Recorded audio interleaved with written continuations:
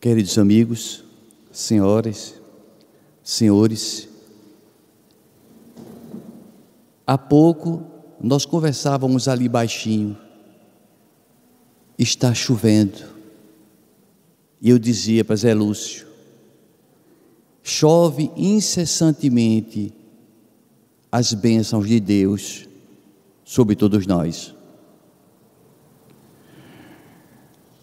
A mediunidade é ainda um certo tabu. Não obstante os conhecimentos que a doutrina espírita nos propicia, ainda imaginamos tratar-se de uma possibilidade distante, mas não está muito longe de nós termos em nossos lares, nos nossos encontros de evangelho no lar, a possibilidade de conversar com os nossos parentes queridos que se foram antes de nós, materializados.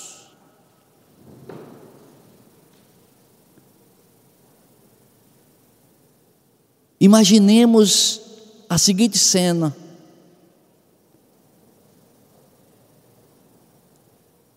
reunidos numa sala, o pai, a mãe e os filhos. Filhos, vamos orar, vamos ver quem vem hoje. Hoje veio a vovó.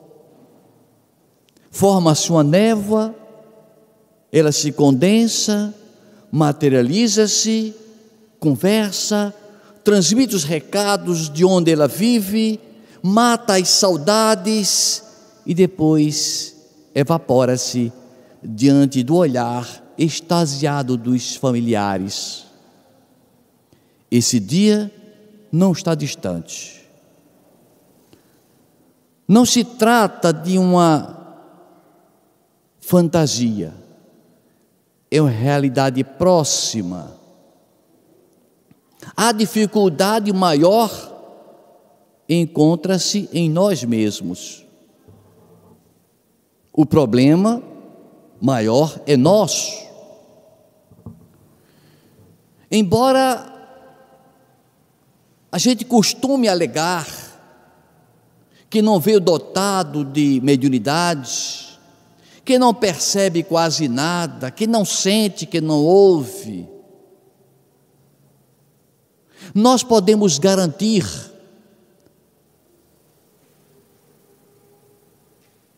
que falta de nossa parte um maior investimento na ampliação dessa sensibilidade maravilhosa. Por que maravilhosa? Porque nos propicia entrar em contato com os nossos entes mais queridos e o mais indispensável, que é o nosso protetor. Kardec já dizia no livro dos médiuns que todos nós somos médiuns em maior ou menor intensidade. Mas o que vem ser realmente essa faculdade, sem usar palavras complicadas, sem usar expressões difíceis, podemos dizer que o dom de conversar com os espíritos está intimamente relacionado ao nosso desprendimento das coisas materiais. Ou seja, quanto maior for nosso apego à matéria, às sensações biológicas, mais grudado está nosso perispírito ao nosso campo biológico, ao nosso campo material. Portanto, se nós nos desprendemos das coisas materiais paulatinamente, nós conseguimos começar a vislumbrar o outro lado da vida.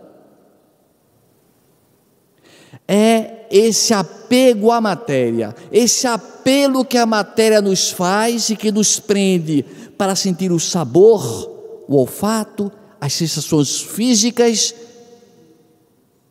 que nos propicia até a desejar viver aqui mais tempo, mas que nos aprisiona do contato com o plano espiritual.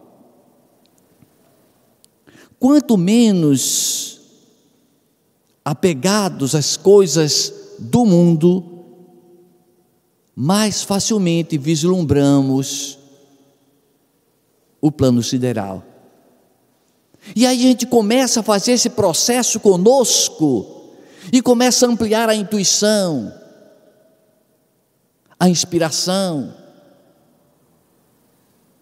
os pressentimentos. Então vamos começar a investir em nós mesmos, reduzindo o tamanho do prato, não aceitando tantos apelos excessivos da sexualidade desequilibrada.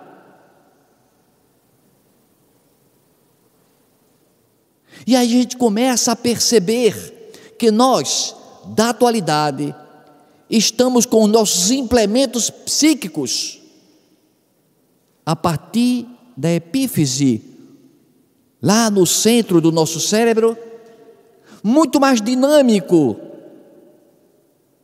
muito mais sensível, muito mais aguçado para captar, perceber, traduzir e transformar-se em antena para o mundo espiritual.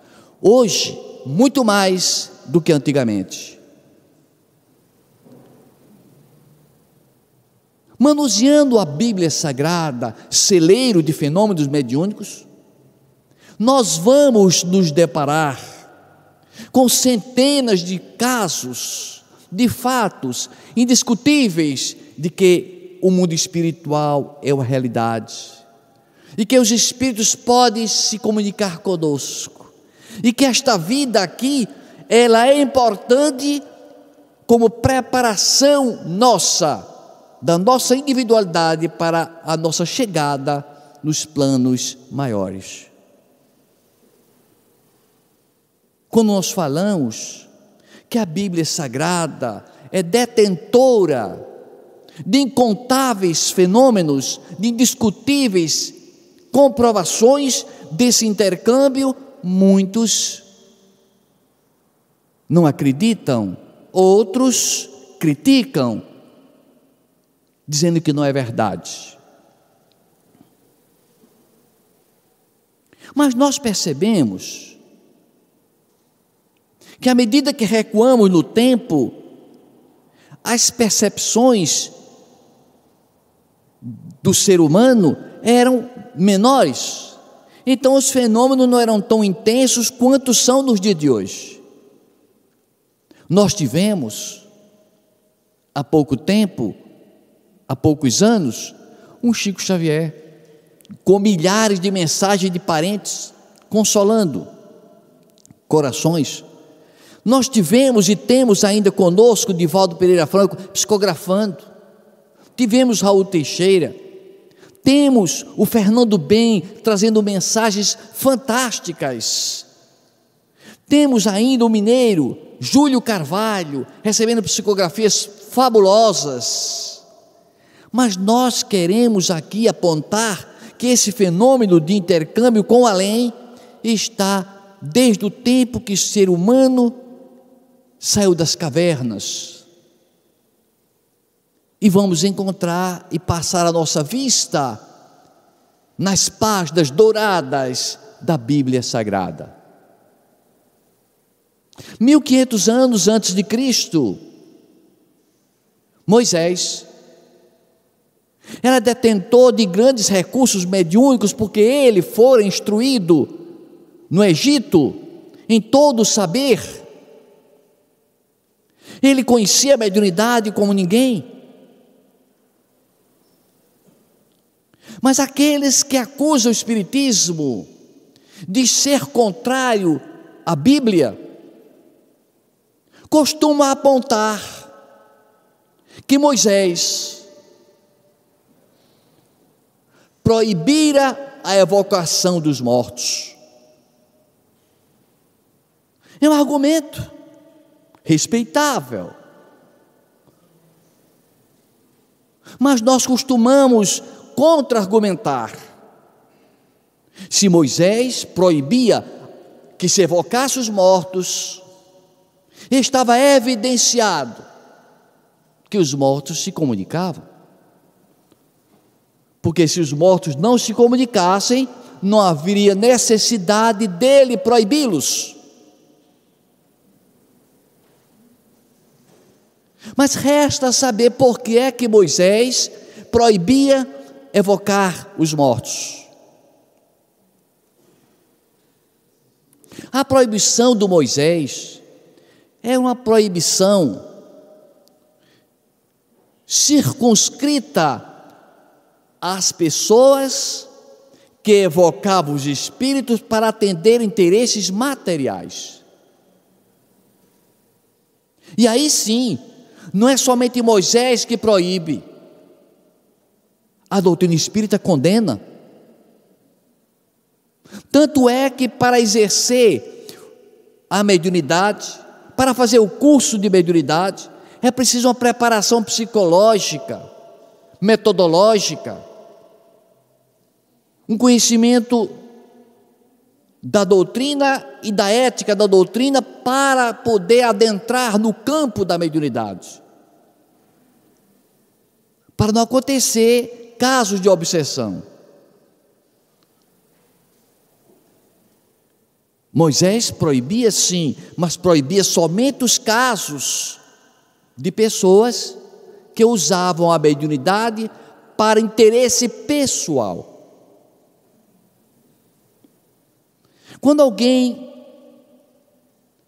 se dirigia a qualquer um de nós com essa informação de que Moisés, na Bíblia Sagrada, no Velho Testamento, no livro de Gênesis, Moisés proibia a evocação dos mortos, nós podemos dizer, no livro de Números, capítulo 11, um fofoqueiro, em todo canto tem fofoqueiro, um fofoqueiro chega apressado, ofegante, e sopra no ouvido de Moisés: Moisés, aquilo que você proibiu, aquilo o quê? Aquilo, o quê? Receber espírito. O que é que tem? Lá no arraial, Eldade e Medade estão recebendo espírito. Moisés disse: quem mesmo? Repete: Eldade e Medade. Vocês estão com ciúme.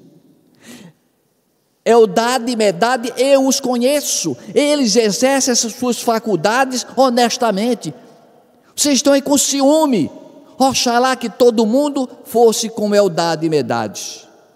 Bom, aí está resolvido, ninguém tem mais dúvida. Moisés proibia a evocação dos mortos para um fim material, mas para um caso espiritual, ele dizia que era ciúme daqueles que criticavam. No mesmo livro de Números, sendo no capítulo 22, nós vamos encontrar um fenômeno pitoresco. Porque nós, hoje em dia, já estamos preparados. Fala-se em comunicação, incorporação, vidência, inspiração. Todos nós sabemos isso de cós salteado, em todas as casas, espírita, católico, evangélico, ateu, tem um fenômeno para contar. Mas naquele tempo, 1500 anos antes de Cristo, os fenômenos eram mais escassos, embora muitos, mas ainda escassos, porque a sensibilidade do psiquismo do ser humano ainda estava rastejando. Um profeta de Moabe, do rei Moabe, Balaão, montou-se na sua jumentinha e saiu com 2 criados seus para uma missão. O anjo da guarda dele, de Balaão, precisava dizer a ele que não fosse naquele caminho. Mas o que acontece? Quando o anjo da guarda quer dizer uma coisa a gente costuma não ouvir, porque nós não estamos preparados, nós não estamos em estado de transe, de vibração, de meditação, de relaxamento, de desprendimento. Não estamos, e com isso fica difícil para o anjo da guarda. E o anjo da guarda tentou dar o recado só para no ouvido dele, mas Balaão não ouvia. O que fez o anjo da guarda? Pegou de uma espada, ficou no meio da estrada gesticulando uma espada flamejante. A jumenta de Balaão viu aquele anjo com a espada e freou com receio. E Balaão aí deu uma sova na jumenta. Lá na frente, um pouco mais adiante, de novo o anjo com a espada para ver se Balaão via. Balaão não via. A jumenta parou, esfregou-se de lado numa cerca, arranhou as pernas de Balaão. Ele deu outra sova na jumenta. Terceira vez, de novo, num lugar estreito, de novo o anjo aparece, a jumenta vê o espírito e dessa vez arriou, deitou-se, não quis mais caminhar. E esse anjo da guarda, eu acho que ficou pensando: mas o que é que eu faço para esse homem me ver, me entender? Eu quero dar um recado para ele não seguir, ele não entende. Aí improvisou e disse: Balaão, por que você está batendo tanto em mim? E Balaão assustou-se. A jumenta está falando. Era o espírito querendo dar um recado a ele. Mas você me desrespeitou, me desobedeceu. Eu lhe caminho no dorso há tanto tempo, fazendo tudo a sua vontade, e você hoje está me estranhando. E ele começou a pensar, mas a jumenta falar. Aí nisso caiu a ficha, e quando caiu a ficha ele começou a ver o anjo. Veja que dificuldade para o anjo aparecer, para ser percebido. Como nós complicamos. E é um fenômeno relatado lá no livro de Números, capítulo 22. 1000 anos antes de Jesus, aconteceu um fenômeno extraordinário. Parece até uma reunião mediúnica. Parece um fenômeno atual.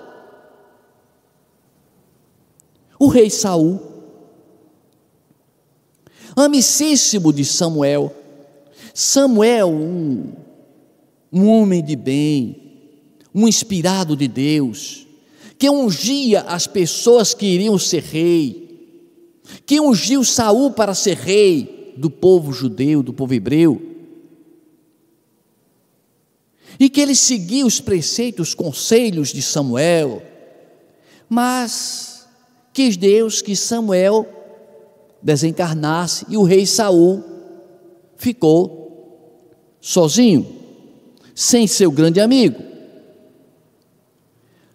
Na ausência de alguém que o aconselhasse, o rei Saul começou a sair do caminho, a fazer coisas absurdas. Uma das atitudes absurdas, além de mandar matar, perseguir, humilhar, deportar, ele mandou matar todos aqueles que tinham dons da mediunidade, que falassem com os espíritos.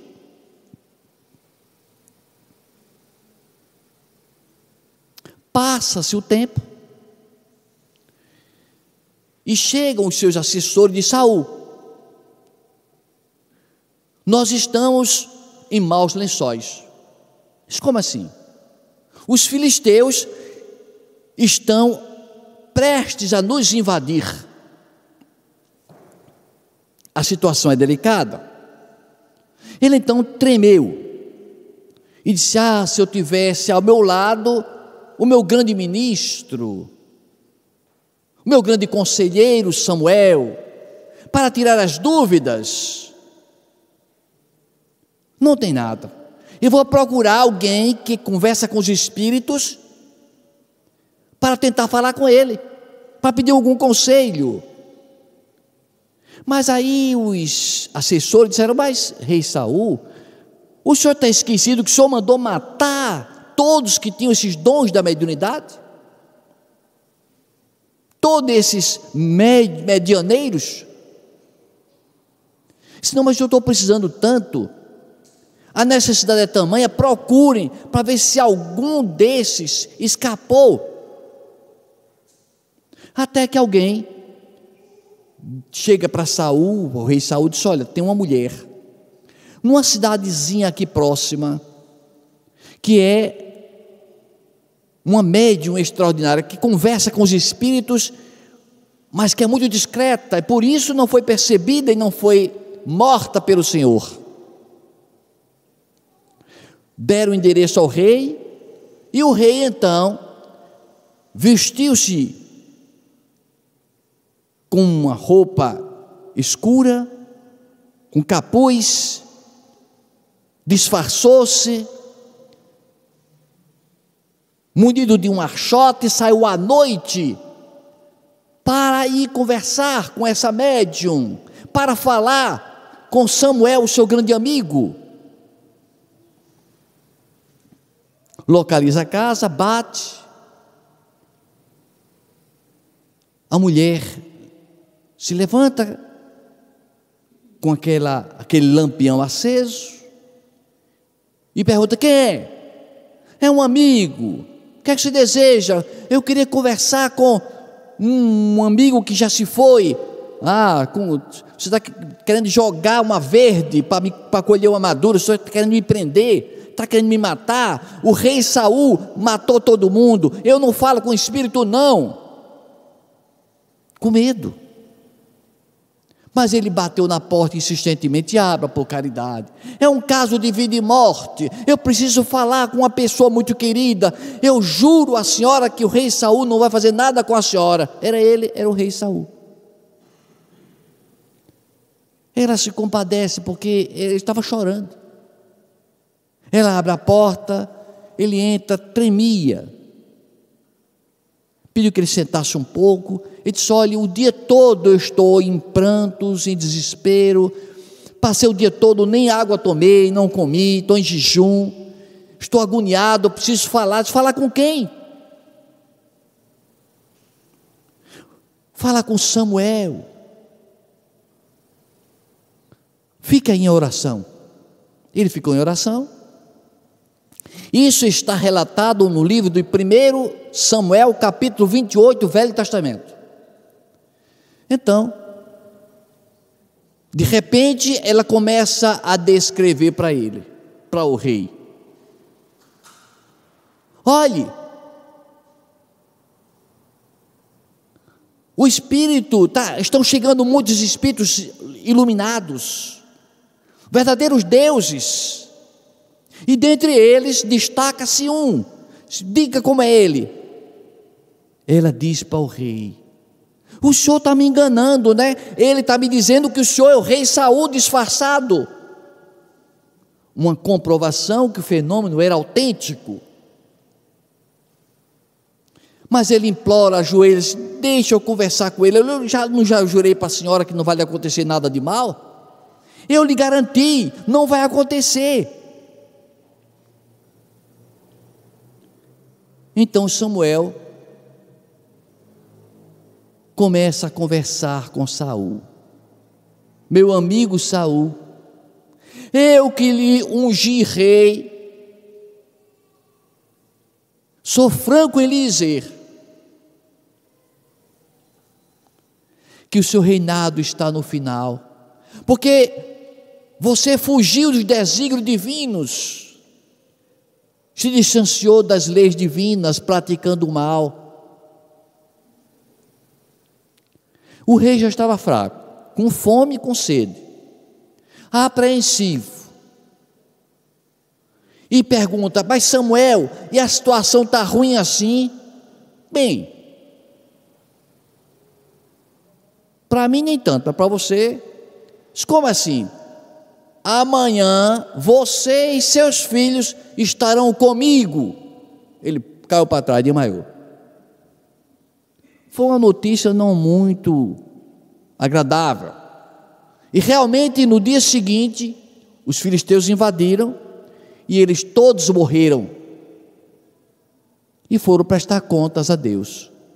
Era um fenômeno mediúnico autêntico, indiscutível, extraordinário.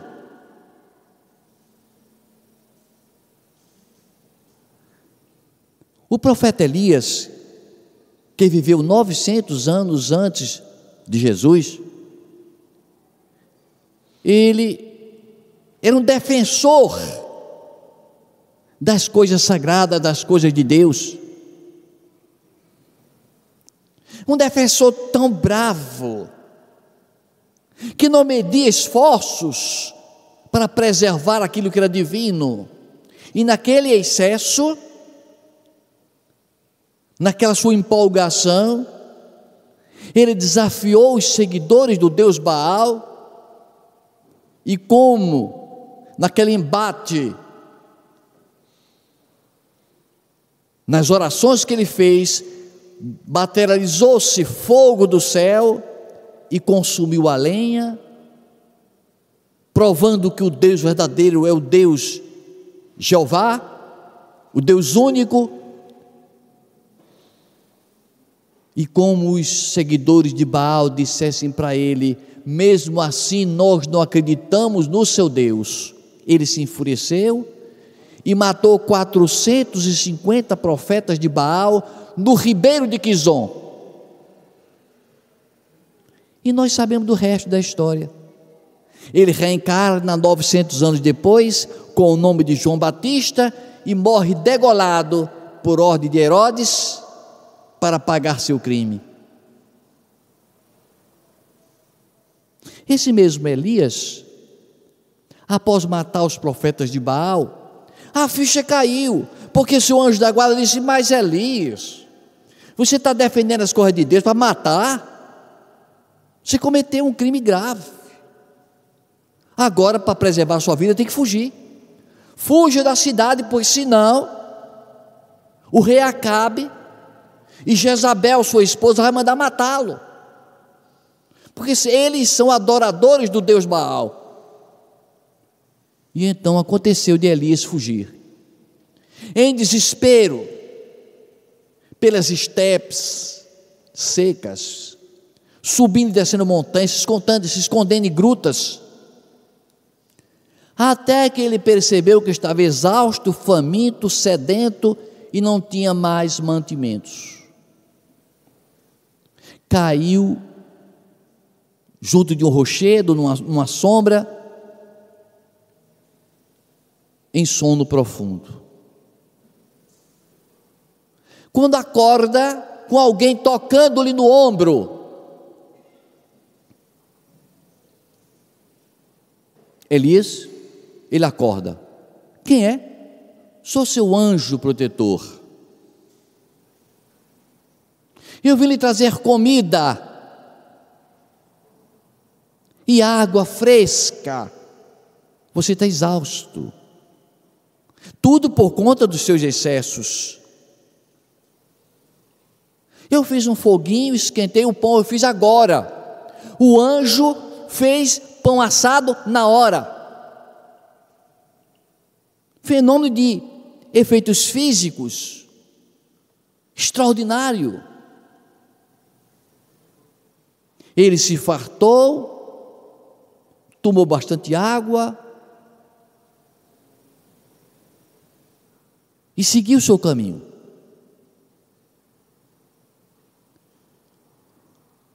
A gente para um pouco a história de 900 anos antes de Cristo para nos lembrar de 9 anos atrás, 15 anos atrás, um pouco mais do que isso. No ano de 1915, em Pedro Leopoldo, o menino Chico Xavier ficou órfão de mãe. Maria João de Deus partiu para o mundo espiritual e ele foi entregue para ser criado por uma madrasta obsediada, que costumava dar uma surra todos os dias e enfiar na sua barriga alguns garfos que proibia de ele tirá-los. E ele, chorando, ia para o fundo do quintal conversar com sua mãezinha querida, que já estava no mundo espiritual. Era para ele um consolo poder conversar com sua mãe. Mamãe, quanta falta a senhora está a fazer a mim. Ai, meu filho, tenha paciência, não reclame tanto. Mas mamãe, a senhora não vê que é justa a minha reclamação? Faz 3 dias que eu não como, a minha madrasta não dá comida a mim, eu estou faminto, eu só tomo água, eu não aguento mais. Meu filho, não reclame muito, fique em oração, porque Deus vai providenciar comida para você. Aí eu me lembrei do fato que eu contei há pouco, do anjo trazendo alimento para o profeta Elias. Nesse caso, quem trouxe alimento para Chico Xavier, com 5 anos de idade,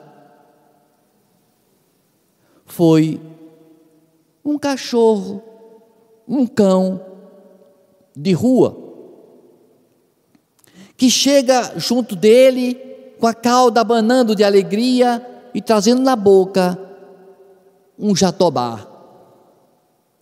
Uma bagem grande de um jatobá maduro, suculento, saboroso, e coloca nas mãos dele. Chico passa a sua mão na sua cabeça, o cão olha para ele, agradece com a cauda e se retira, e ele agradece a Deus, e sua mãe diz: olha, meu filho, quando a gente tem fé, Deus arranja um jeito. Ele quebra a casca daquela bagem grande e come o jatobá misturado com a água que ele tinha e que estava madurinho e uma delícia. Mas estamos falando mais do fenômeno mediúnico na Bíblia Sagrada. 600 anos antes de Jesus,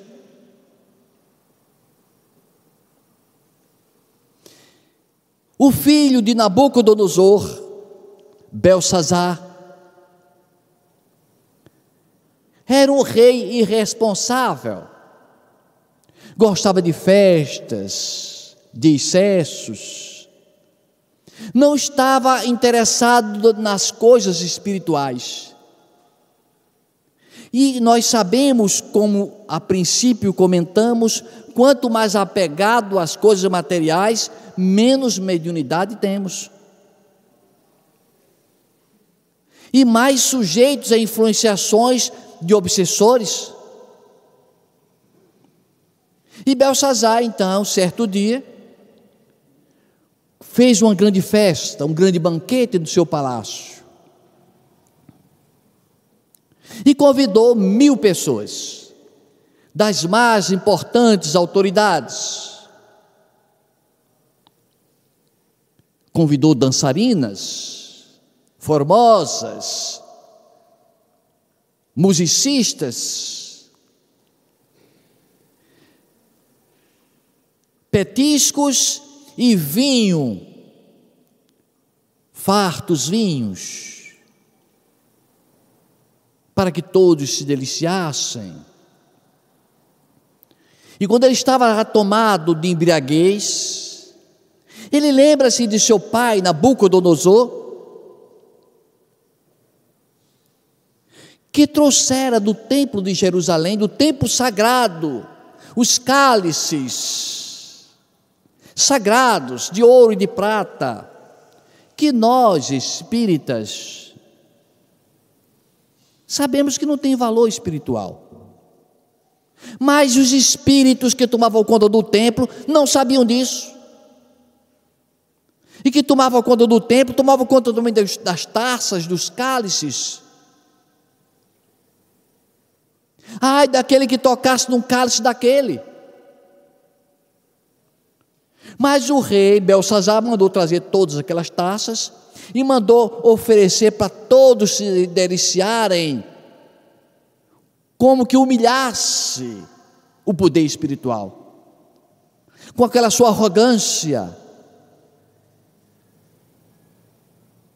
Os espíritos trevosos não gostaram. E então materializou-se uma mão,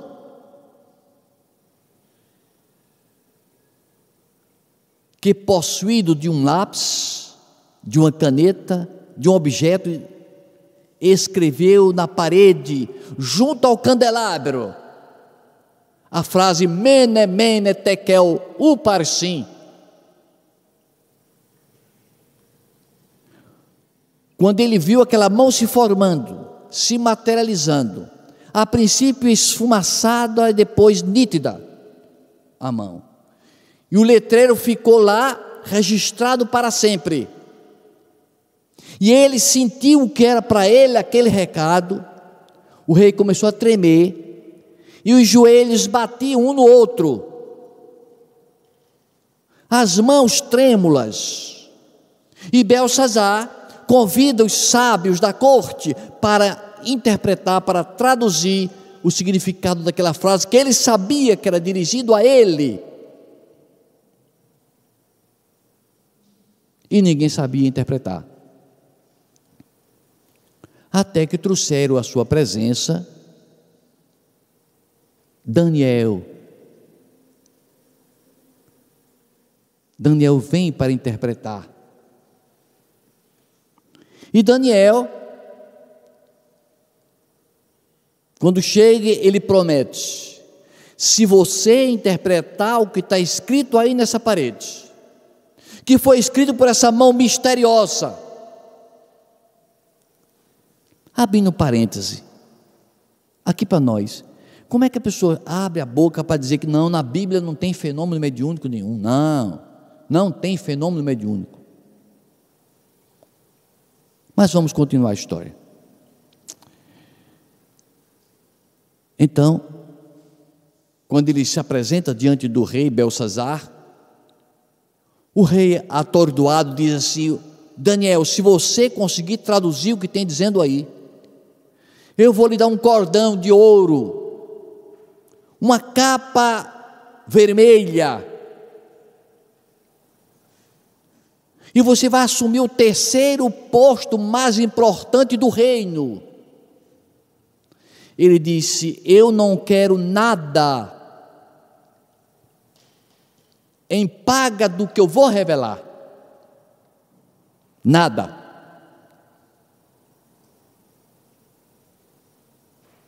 O que está escrito Mene, Mene, Tekel, Upharsin, quer dizer: o teu reino foi medido e pesado, encontrado em falta, e será entregue aos medos e persas. E realmente, dias depois, o reino foi entregue aos medos e persas, e todos morreram. 600 anos antes de Jesus. No tempo de Jesus, nós vamos encontrar o Divino Mestre, esse a quem nós seguimos, porque nós não seguimos as recomendações mosaicas, porque isso faz parte da Torá, do povo judeu. Nós seguimos o Novo Testamento de Jesus. Que disse Jesus sobre a mediunidade, sobre os dons mediúnicos? Onde estaria o profeta Elias, que matou os profetas de Baal? Nós já informamos que ele renasceu como João Batista e foi degolado. Onde estaria Moisés, aquele que subiu o Monte Sinai e lá no alto recebeu as tábuas da lei? Ele levou as pedras e Deus, ou os espíritos superiores, melhor dizendo, escreveram, materializado na própria pedra, os 10 mandamentos da lei. Não era Deus incriado, não era. Quem escreveu os 10 mandamentos não era o Deus único incriado, embora que o povo hebreu assim imaginasse. Quem quiser consulte o livro de Êxodo, capítulo 20, quando ele diz o seguinte: após escrever os 10 mandamentos na pedra, ele diz: eu sou o Senhor teu Deus, o Deus que tirou vocês do Egito, da casa da servidão. Não terás outros deuses diante de mim. Se ele era o Deus do povo hebreu, então não era o meu Deus, não era o Deus dos católicos, não era o Deus dos gregos, era o Deus do povo hebreu, ou seja, era o mentor espiritual do povo hebreu. Eu sou o Senhor teu Deus. Se fosse o Deus do universo, ele seria: eu sou o Deus de todo mundo, eu sou o Senhor teu Deus, o teu. Então ele era o mentor espiritual do povo de Israel. Onde estaria Moisés depois de 1500 anos, ao tempo de Jesus? Havia aquela conversa de que Elias tinha subido ao céu com sangue e tripa e tudo, estaria no céu. Mas o apóstolo Paulo diz que no céu não entra nem carne nem sangue. E não tem sentido no mundo espiritual um corpo físico. Não tem sentido. Onde estaria então Elias? Elias, depois que ele desapareceu, que Eliseu viu quando ele subiu, arrebatado para o plano espiritual, ele mandou uma mensagem psicográfica. Tem uma psicografia na Bíblia, está escrito lá no livro de Crônicas, segundo livro de Crônicas, uma psicografia. Elias manda uma mensagem psicográfica para o rei Jeroão. É fenômeno demais, é uma psicografia, advertindo o rei Jeroão, chamando-o a atenção. No tempo de Jesus, o mestre convida 3 discípulos, Pedro, Tiago e João, e sai com os 3, sobe o monte, que dizem tratar-se do Monte Tabor, e lá no alto do monte, Jesus pede aos 3, Pedro, Tiago e João, que fiquem orando. Iria acontecer um fenômeno de efeitos físicos, de materialização, em que os 3 forneciam ectoplasma para propiciar o fenômeno de condensação da matéria, para que fosse possível o profeta Elias e o legislador Moisés se condensassem, se materializassem e conversassem com eles todos. É um fenômeno indiscutível, é Jesus atestando para nós que os espíritos estão conscientes, não estão dormindo, que é possível se comunicar com eles, sim. Que Elias não subiu com carne e tudo, porque ele materializa lá no monte. Jesus se transfigura, se enche de luz, e ao lado dele Moisés, do outro lado Elias, e Pedro, Tiago e João abraçam esses profetas materializados. empolgam-se. É tão real, é tão nítido o fenômeno que diz assim: mestre, precisamos fazer tendas para eles morarem. Na minha casa não cabe, está muito cheia. Acharam que eles iam ficar definitivamente morando entre eles. Todavia, segundos depois, evaporam-se, desmaterializam-se, deixando para nós todos o recado basilar da doutrina espírita, de que não existe morte, de que a vida continua no outro mundo, que essa materialização é possível acontecer em certas condições.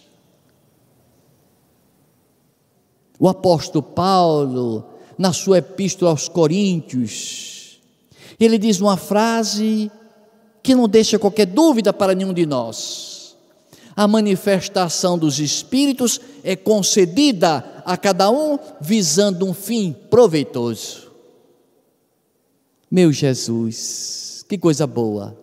Que coisa boa a gente poder um dia conversar com os Espíritos, principalmente com o nosso anjo da guarda, tirar dúvidas, receber conselhos.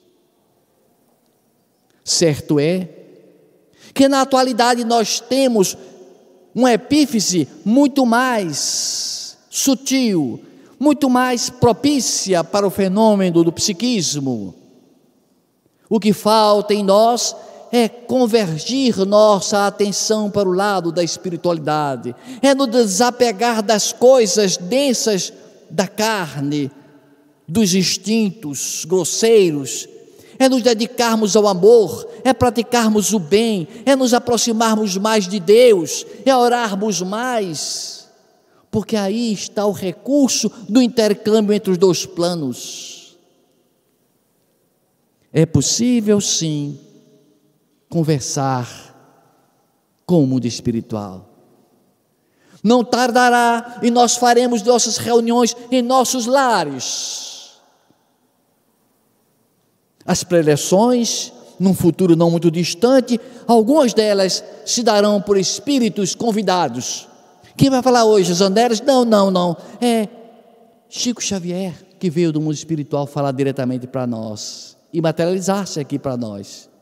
Vai ser perfeitamente possível quando nós melhorarmos, quando nós mais sublimarmos nossos sentimentos, quando nós investirmos em nós próprios, porque a mediunidade é propriedade de todos nós, recurso que Deus concedeu a todos os seus filhos. Nós podemos conversar com eles, mas para isso é preciso investir no amor. Que Deus nos abençoe hoje e sempre.